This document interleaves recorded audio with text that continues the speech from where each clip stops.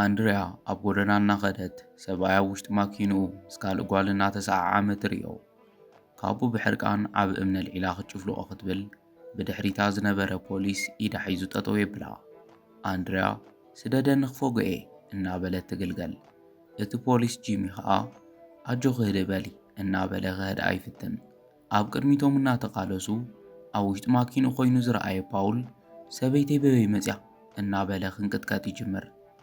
ኣብ ጎኑ ዝነበረት ዳማሪስ ከዓ ንሱ እውን ሰብኣየ እዩ ኢላ እንታይ ከም ትገብር ይሕርብታ። ካብኡ ፓውል ቀልጥፊ ወፂኽ ብድሕሪ ተሓቢኢ ይብላ። ክልቲኦም እናወፁ ኣንድሪያ ንጂሚ ፈንወኒ እናበለት ከይሓሰበቶ እቲ እምነ ውዲቓ እግሩ ትውዖ።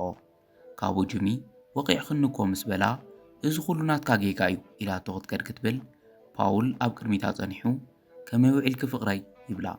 ንሳ ከዓ ገጹ ብጽፊዕ ትውዖ።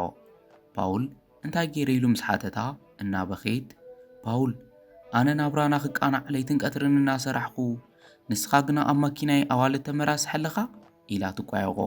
ፓውል ከዓ ኣብ ላዕሊ ኮይኑ ተጸሊልክ ዲኺ ብዛዕባ ናይ ምንታይ ኣዋልድ ክትዕልል ዘለኺ በይነይ እየ ዘለኹ ኢሉ ይምልሰላ። ኣንድሪያ ከዓ ንዓይኒ ምትላል ከይትሓስብ ኣብ ውሽጢ ምስ ጓል ከም ዝነበርካ ርኢከ ሕጂ ንሕጂ ኣይትስወርን ብፀጉራ ጎቲተ ከምፀአ ኢላ ናብታ ማኪና ትቐርብ። ኣብ ውሽጢ ምስ ሰኣነታ ኣቤላ እናበለት ናብ ድሕሪት ትኸድ ኮይኑ ግና ዳማሪስ ናብ ጎኒ ብምዛር ተሽከዓ። ፓውል ድማ ብምሉእ ርእሰ ተኣማንነት እንታይ ክትደሊ ዘለኺ ኢሉ ይሓታ። ንሳ ከዓ ብዓይነይ ርእየ ንገረኒ መን እያ ኢላ ትሓቶ። ብኻልእ ገጽ ዳማሪስ ከዓ ንሰብኣያ ጂሚ ምስ ረኣየቶ ፈጣሪ ካብዚ መከራ ንኸውፅኣ ትጽሊ። ፓውል ህድእ በሊ ፍቕረይ ምሳይ ዋላ ሓደ ሰብ ኣይነበረን ኣብ ርእስኺ ዘይኮን ምስልታተይ ትፍጠሪ ይብላ። ንሳ ከዓ ሕጂ ዘረባ ኣይደልን መፍትሕ ማኪና ይሃበኒ ትብሎ። ፓውል እንታይ ክትብል ዘለኺ ንምንታይ መፍትሕ ዝበኪ ኢሉ ይሓትት። ኣንድሪያ ድማ ምኽንያቱ ማኪና እያ ኣነ ለይትን ቀትርን ኣብ ስራሕ ክደክም ንስኻ ክትዕንድረላ ፍትሓዊ ኣይኮነን ሕጂ መፍትሕ ሃበኒ ኢላ ተፋጥጠሉ። እዚ እናተባሃሉ ዳማሪስ ተሓቢኣ ብድሕሪታ ተምልጥ። ፓውል ከዓ በጃኽ ማዕረ ክንዲ ዘይትቕኒ ይብላ። ንሳ ድማ ብሕርቃን ሕጂ ትህበኒ ዲኻ ኣይትህበንን ኢላ ተፋጥጠሉ። ኣብ መጠረሽታ ፓውል እቲ መፍትሕ ብዘለኪ ከም ዘይተኣምነኒ ስለ ዘርኣኽኒ ከዓ የቐኒለይ ኢልዋ ይኸድ። ንሱ ምስ ከደ ናብቲ እናሓንከሰ ዝትስእ ዝነበረ ጂሚ ትኸድ። ጂሚ ከዓ ኩሉ ነገር ሰላም ድዩ ኢሉ ይሓታ። ንሳ ድማ እወ ግን ከዓ ሰብኣይ ምስ ጓል ከም ዝነበረ ርግፀኛ እየ ኢላ ትዛረቦ። ጂሚ ይርድኣኒ እዩ ግን ከዓ እቲ ክትገብርዮ ዝሓሰብኪ ነገር ትኽክል ኣይነበረን ኩሉ ግዜ ቅድሚ ስጉምቲ ምውሳድኪ ክልተ ግዜ ክትሓስበለኪ ኢሉ ይመኽራ። ንሳ ከዓ ሓቂኻ ኢኻ ብሰንከይ ከም ስለ ዝኾንካ የቕሬታ እግርኻ ከመይ ኮይና ኢላ ትሓቶ። ጂሚ ኣይተርግፀንን ዘላ ግን ከዓ ኢሉ ክዛረብ ክብል ኣንድሪያ ንዓናይ ክማልኣካ ትብሎ። ንሱ ግና ኣይደልን ከሸግረካ ይደልን ኢሉ ይምልሰላ። ኣንድሪያ እቲ ሓደጋ ባዕሊ እየ ፈጢረዮ ስለዚ ክሕግዘካ ግዴታ እዩ ንዓና ማኪና ኢላ ትድግፎ። ንሱ ከዓ እናሓንከሰ ናብታ ማኪና ይኣቱ። ብኻልእ ገጽ ፓውልን ዳማሪስን ንድሕሪት እናረኣዩ ክኸዱ ሃንደበት ኢላቶሙ። ፓውል ዕድል ጌርና ይተረኣናን ኢሉ የበስራ። ንሳ ከዓ ንቐጻሊ ግና ክንጥንቅቕ ኣለና ኢላ ተጠንቅቆ። ፓውል ድማ እናሓረቐ ሰበይተይ ክትመፂ ኢሎሞ ከመይ ክግምት ኢሉ ይሓታ። ካብኡ ዳማሪስ ሕጂ ናብ ገዛ ይውሰደኒ ኣብዚ እውን ክርኢና ይኽእሉ እዮም ኢላ ትሓቶ። ንሱ ከዓ ሕርቃኑ እናገደደ ኣንድሪያ መፍትሕ ሃባኢላ እናሕደገት ነይራኺያ እንዲኺ ከመይ ከም ዝተሓትነ ኣለኺ ኢሉ የፋጥጠላ። ዳማሪስ ሰብኣይ ኣብዚ ክርኢና ይደልን ምስ በለቶ ቅርሺ ኣውፅኡ ናይታ ክስንኪ ኢሉ ይህባ። ንሳ ከዓ 5 ቅርሺ እዚኣ እንታይ እያ ክትኮነኒ ኢላ ብሕማቕ ትጥምቶ። ንሱ ግና ሕጂ ሕማቕ ከይተዛርብኒ ኪዲ ካብ ዝረሓቒ ኢሉ ይደፍኣ። ንሳ ከዓ በቃ ቻው ኢላቶ ትኸድ። ብኻልእ ገጽ ጂሚ ንኣንድሪያ ገዝኡ እናጠቆመ ኣብ መጠረሽታ በፂሕና የቐኒለይ ኢሉ የመስግና። ኣንድሪያ ፈለማ ባዕላ ወሪዳ ደጊፋ እናውፅአቶ ገዛ ካብዚ ድዩ ኣነ እውን እኮ ኣብዚ ጥቓኢ ገዛይ ጎረባብቲ ኢና ትብሎ። ጂሚ ከዓ ዓለም ጸባብያ ኢሉ ክምስ ይብል። ካብኡ ኣንድሪያ እግርኻ ከምዚ ክትኮን ስለ ዝገበርኩ ካብ ልበይ ይቕሬታ ክሓተካ ይፈቱ ኢላ ደጊማ ንኸይሕዘላ ትሓቶ። ንሱ ከዓ ዋላ ሓንቲ ኣይኮነን ኣይትሻቐል ይብላ። ካብኡ ቐፂላ ኣብ ማእኸል ጽርግያ ንሰብኣያ ፈጊኣ ካብ ዝብል ውርደት ስለ ዘድሓንካ ድማ የቐኒለይ ኢላ ትዛረቦ። ጂሚ ንዘይረብሕ ሰብ ኢልኪ ከምኡ ክትወርዲ የብልክን ኩሉ ግዜ ስምዒትክ ንምቁፅጻር ፈትኒ ኢሉ ይመኽራ። ብኻልእ ገጽ ዳማሪስ ኣንድርያን ጂሚን ኣፍ ንኣፍ ገጢሞም እናዕለሉ ምስ ረኣየቶም ምስ ሰብኣይ እንታይ እያ ትበሃል ዘላ ኢላ ክትቀንእ ትጅምር። ብኻልእ ገጽ ኣንድርያ ድማ ኩሉ ዝተዛረብካዮ ሓቂ እዩ፣ ኣነ ነርሴ ስለዚ ክሕግዘካ ፍቐደለይ ኢላ ተሓቶ። ንሱ ግና ጸገም የለን ባዕሉ ክገድፈኒ እዩ ኣየድልን ኢሉ ይምልሰላ። ኣብ መንጎ ዳማሪስ ናብኦም ቀሪባ ከመይ ውዒልኩም ኢላ ተሓቶም። ጂሚ ከዓ ስለ ዝረኣያ እናተሓጐሰ ፍቕረይ ከመይ ውዒልኪ ኢሉ ይምልሰላ። ካብኡ ገጻ ፀዊጋ ናብ ኣንድርያ እናረኣየት እዚኣ መን እያ ኢላ ትሓትት። ንሳ ከዓ ኣንድርያ ይበሃል ጽቡቕ ሌላ ትብላ እሞ ሰብኣይኪ ካብ ዓብ ጸገም የውፅኒ ኢላ ትዛረባ። ዳማሪስ ከም ዘይፈለጠት እንታይ ኮንካ ኢላ ተሓቶ። ኣንድርያ ከዓ ተቐቢላ እምኒ ደርቢ እግሩ ወቂዕዮ ኢላ ትምልሰላ። ጂሚ ኣጆኺ ከቢድ ሓደጋ ኣይኮነን ምስ በለ ኣንድርያ በጀኻ ፍቐደለይ ክርእካ ነር ስለ ዝኾንኩ ክሕግዘካ እየ ትብሎ። ኣብዚ ግዜ ዳማሪስ ኣብ መንጎኦም ብምእታው ጸገም የብሉን ዝሓፍተይ ባዕለይ ጸረቓን ዛኽህቡ እየ ኢላ ትምልሰላ። ብድሕሪኡ ኣንድርያ ሰበይቱ ደስ ከም ዘይበላ ሪኣ ከምኡ እንተኾይኑ በቃ ኣነ ኸድ ንዝበጽሐካ ሓደጋ ደጊመ ካብ ልበይ የቕሬታ ትብሎ። ጂሚ ከዓ ዋላ ሓንቲ ማለት ኣይኮነን ኢሉ ይምልሰላ። ንሳ ምስ ከደት ጂሚ ንሰበይቱ ከምኡ ኢልክ ክትምለስላ ኣይነበረክን ኢሉ ይወቕሳ። ንሳ ከዓ ንስኻ እውን ዘይትፈልጦም ሰባት ክትሕግዘ ኣይነበረካን ኢላ ትዛረቦ። ጂሚ እንታይ እሞ ክገብር ሰባት ምሕጋዝ እኮ ስርሐ እዩ ኢሉ ይምልስ። ካብኡ ዳማሪስ ንሱ እናሓንከሰ መሪሓቶ ናብ ገዛ ተኣቱ። ናብ ውሽጢ ገዛ ምስ ኣተዉ ጂሚ እግረይ ይቕንዝወኒ ኣሎ በጃ ኸመይንቶ ልባ ግበርለይ ኢሉ ይሓታ። ንሳ ከዓ ኣይክእልን ማራ እየ ደኺመ ዘለኹ ኢላ ትምልሰሉ። ጂሚ ኣንተ ወግን እኮ ባዕለይ ክርእየ ኢልኪ ነርኪ ኢሉ ንኣንድርያ ዝበለታ ቃል የዘኻኽራ። ንሳ ከዓ ከምኡ ዝበልኩ እታ ጓል ክትከድ ስለ ዝደለኹ ጥራይ እየ ኢላ ትብዛረቦ። ካብኡ ጂሚ ቀትሪ ዘጓነፎም ነገር ኣልዒሉ ይገርመኪ እዩ ሕማቕ መዓልቲ ኣሕሊፋ ሰብኣይ ኣብ ቅድሚ ዓይና ምስ ካልእ ጓል ሒዛቶ ኢሉ ይዛረብ። ዳማሪስ እዚ ምስ ሰምዐት እናፈርሐት ናብኡ ቀሪባ ኮፍ ብምባል እታ ምስኡ ዝነበረት ጓል ከ መን ከም ዝነበረት ይረኣየታን ኢላ ተሓቶ። ንሱ ድማ ከም ዕድል ኮይኑ ይረኣየታን ደልያ ሲኢናታ ኢሉ ይምልስ። ዳማሪስ ብዘይልባ ተመስገን ትብል። ካብኡ ጂሚ ፍቕረይ ብዛዕባኦም ምዕላል ይጽንሐልና እሞ ሕጂ ሰዓምኒ ኢሉ ይጽግዓ። ንሳ ከዓ ብሕርቃን እናተጸወገት ደኺምኒ ማለት ይርድአካ እንድዩ ኢላ ትደፍኦ። ካብኡ ጂሚ እውን እናሓረቐ ዳማሪስ እንታይ ክትኾኒ ዘለኺ ንመዓልትታት ትርሕቕኒ ኣለኺ ከምዚ ኢልና ክንቅጽለይ ንኽእልን ይብላ። ዳማሪስ ከዓ እናፈርሐት እንታይ ማለትካ እዩ ኢላ ተሓቶ። ንሱ ድማ ብዘይካይ ካልእ ኣለክ ድዩ ኢሉ ይሓትት። ዳማሪስ ዝሓሰብካዮ ከይትቕጽሎ ትብሎ። ጂሚ ግና ዘረቡ ብምቕጻል ከም ዘይትፈቱኒ ይስማዓኒ ዘሎ ይብላ። ንሳ ከዓ ንሱ እምሮኻ ዝሓሰቦ ጥራይ እዩ ከይተኣምኖ ትብሎ። ካብኡ ጂሚ ደጊሙ ሓቂ ንገርኒ ዳማሪስ ብዘይካይ ትረኽብዮ ሰብ ኣለ ድዩ ኢሉ ይሓትት። ንሳ ከዓ ኣሉ ኢላ ትኽዕድ። ብድሕሪኡ ጂሚ ኣነ ካብ ከተማ ወፂአ ዝሰርሖ ስራሕ ስለ ዘሎ ክኸደ ኢሉ ይዛረባ። ንሳ ከዓ ጽቡቕ ሰናይ መገዲ ይግበረልካ ኢላ ትምልሰሉ። ጂሚ ምስ ተመለስኩ ከም ቀደምና ከም ንኾን ተስፋ ይገብር። ንስኺ ከዓ ከምዚ ኢልና ክንቅጽል ከም ዘይንኽእል ፈሊጥኪ ኣጸቢቅ ክሕሰብሉ ኢሉ ይመኽራ። ንሳ ግና ዝሓስበሉ ነገር የብለይን ኢላ ትምልስ። ጂሚ ሓዳርና ከም ቀደሙ ይኹን ወይስ ንፋታሕ ዝብል ሕሰብሉ ከምዚ ለምሳ ክነብር ኣይክእልን ኢልዋ ይትስእ።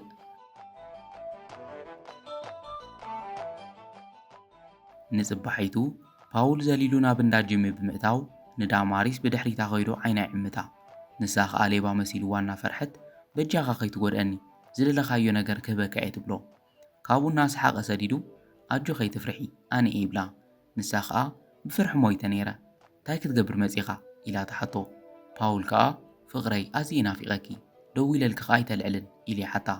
ዳማሪስ ከዓ እናሓረቐት ስለ ዝናፈቕካኒ ናብ ገዛይ ክትመጽእ ኣለካ ማለት ኣይኮነን ኢላ ትምልሰሉ። ንሱ ድማ ህድእ በሊ ሰብኣይክ ካብ ከተማ ከም ዝወፀ ይፈልጥ ይብላ። ዳማሪስ እናተገረመት ብኸመይ ፈሊጥካ ኢላ ተሓቶ። ፓውል ድማ ዘይትፈልጥዮም ሰለይቲ ኣለውኒ ከምኡ ይትኹን ፍቕረይ ኣነ እኮ ኣዝየ ናፊቐኪ ይብላ። ካብኡ ግደፍ እናበለቶ ተሰኪሙ ናብ ውሽጢ ገዛ ሒዝዋ ይኣቱ። ብድሕሪኡ ኣብ ልዕል ዝበለ ቦታ ከፍ ኣቢሉ ክስዕማ ይጅመር። ዳማሪስ ፓውል ግደፍ ኢላ ጠጠው ተብሎ። ንሱ ከዓ ንምንታይ ከምኡ ትኾነ ፍቕረይ ናፍቆት ኮ እዩ ከምኡ ዝገብረኒ ዘሎ ኢሉ ከእምን ኣይፍትን። ንሳ ድማ ፓውል ክውስን ኣለኒ ኢላ ትዛረቦ። ፓውል ብኣግራሞት ናይ ምንታይ ውሳነ እየ ክትብል ዘለኺ ኢሉ ይሓታ። ንሳ ድማ ጂሚ ስለ ዘጠንቀቐኒ ካብ ሓዲኹም ክውስን ኣለኒ ትብሎ።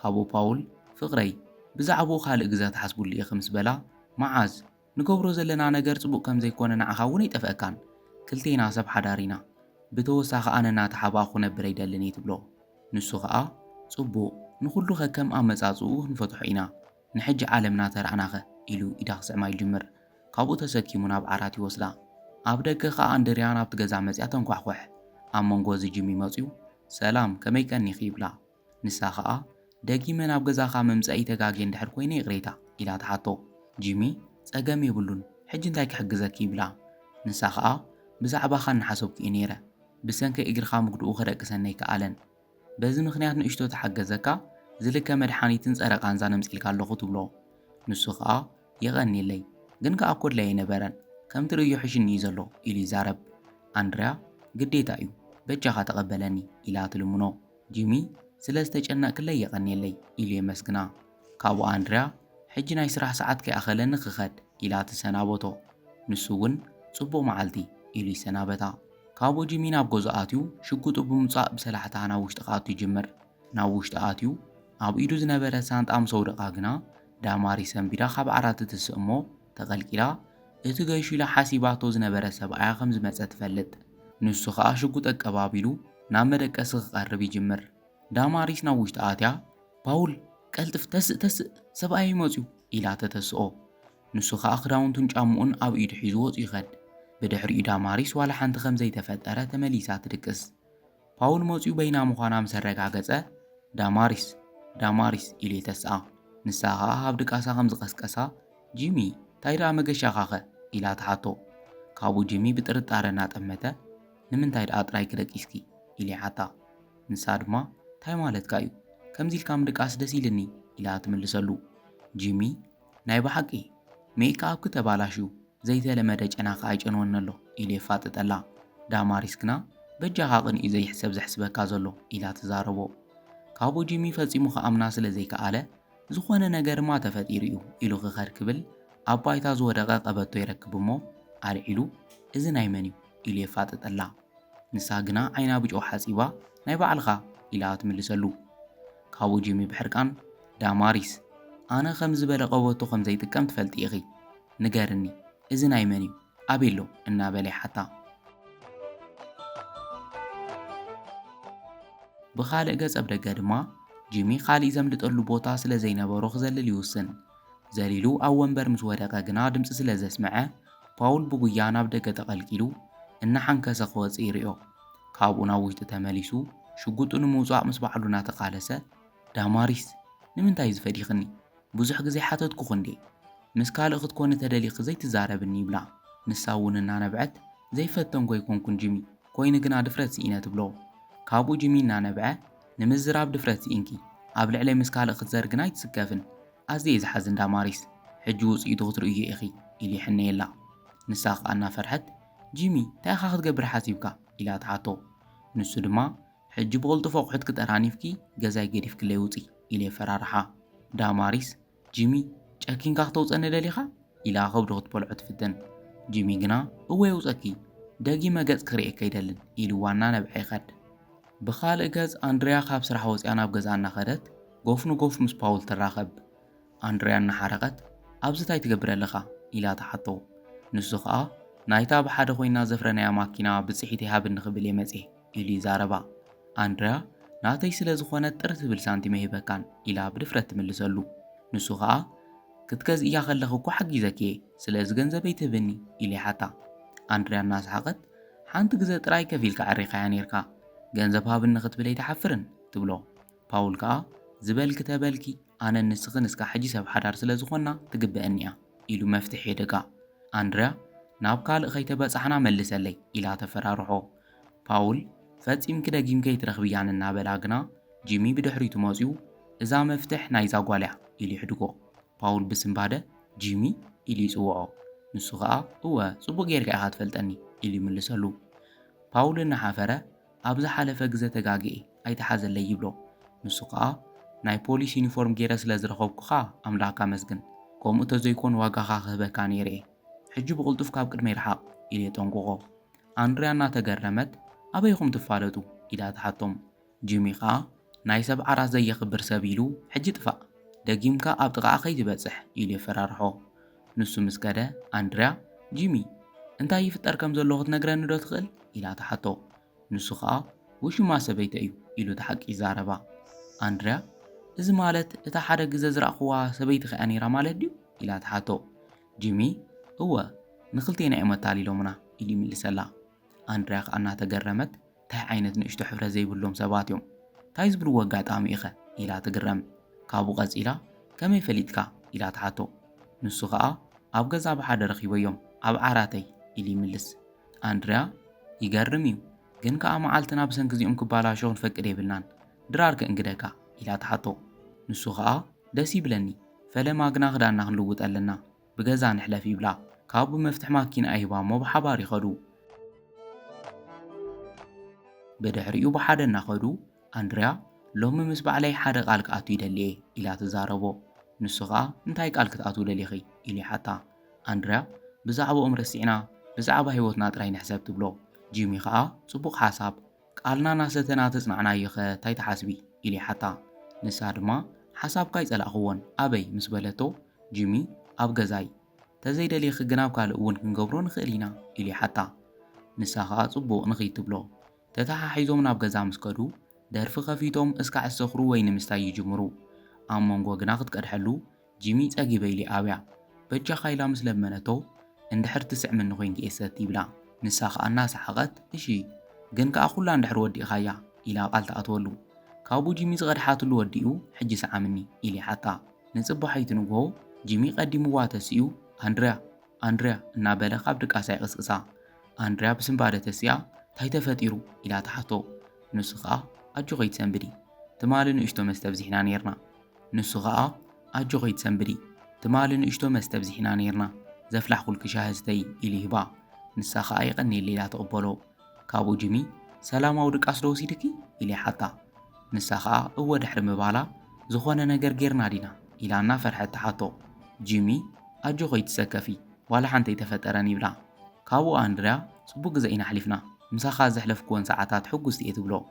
ጂሚ ኣነ እውን ሕጉስ ግዜ ሕሊፈ ምስ በላ ናይ መጠረሽታና ከም ዘይትኾን ተስፋ ይገብር ኢላ ትዛረቦ።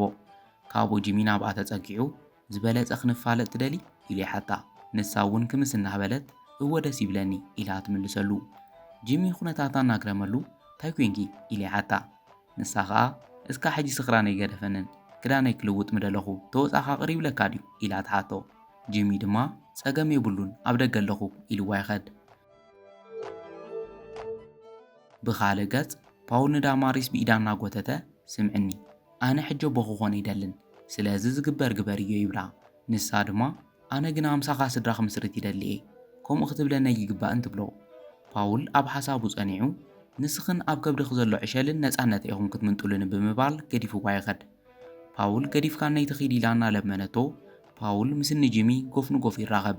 ካብኡ ጂሚ ናብ ዳማሪስ ቀሪቡ ዳማሪስ ናይ ኢድኪ ኢኽ ረኺብኪ ይብላ። ንሳ ድማ ጂሚ በጃኻ ይቕረበለለይ ትብሎ። ጂሚ ከዓ ይቕረይለልኪ እየ ኮይኑ ግና ሕጂ ረፊድ እዩ ሳላ ዝገፋዕኽኒ ከመይ ዝበለ ሰበይቲ ረኺበ እየ ኢሉ ንኣንድርያ ይስዕማ እሞ ኣፋ ኸፊታ እናረኣይቶም ገዲፎምዋ ይኸዱ።